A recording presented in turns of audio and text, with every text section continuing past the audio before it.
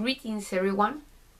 About the third unit that we saw this month about the social movements, I think that the social movements are very important to build our society.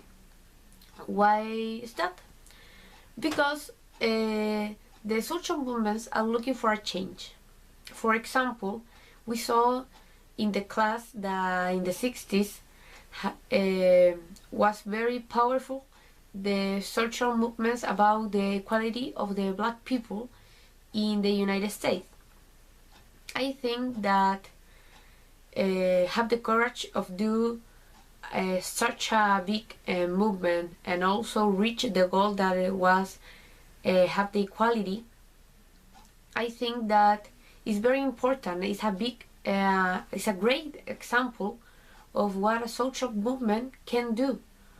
Also, we saw the social movements called 68 of May in France about the movement of the students for the free education there. See that how can be just for the students, but also start to have the support of the workers and people that maybe don't belong to the they are not students, but they care about that because it's not right to have the education like a business, like it's happening now here in our country, that we can see in the streets, in the demonstration, that not only we have students in the streets, also our workers there, or just parents supporting their kids or other kids because they can see that it's not right to pay for your education because your education is your right. So I think that maybe even if we don't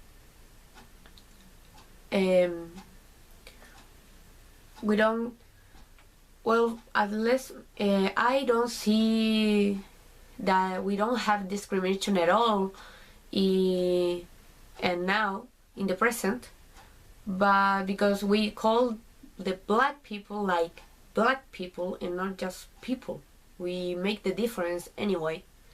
So I think that even if we do that, we also have been proved that we can change our minds and see that we are all person, even if you are a blonde or brunette, I don't know, or have a red hair, we all are just person.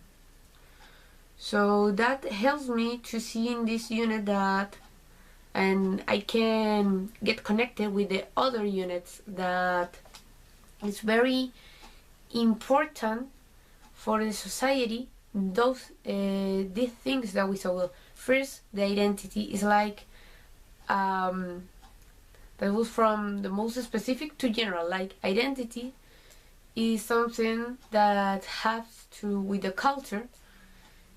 The culture involves the identity, and the social movements involves a culture, and so on. So I think that about what I have learned, like concepts about this unit. And about the vocabulary, well, the famous keywords helps me a lot to know different words, so don't just get stuck in the basic language. Also, the text that we read about the civil disobedience that it was written in the 1849 makes me realize that I don't know pretty much about the language in that time, but I can understand for the context. And about the language skills, I think that I realized that I have to work harder in my speech, and also in my writing. I mean, we have classes about writing, and and I saw that I just write what keeps on my mind and start to write, but I don't real check what I'm writing. So that class helps me a lot. Also the class of phonetic that we have Friday before, like read a whole paragraph just with phonetic helps me to see that we can do it. We just have to start to practice and not just let it all for the class, also practice for our own. So a teacher uploaded 2 links about practice listening and also phonetic that shows how the mouth moves and things like that. I was practicing with that. I hope that is noticed with the other videos of the journal, and I think that maybe I'm improving, but also I can see that I have making many mistakes when I talk. So I see the positive way on this, that is, don't get stuck in, oh, I'm talking bad. It's not like, oh, I'm talking bad these things, I'm writing bad those things, so I'm going to do it better.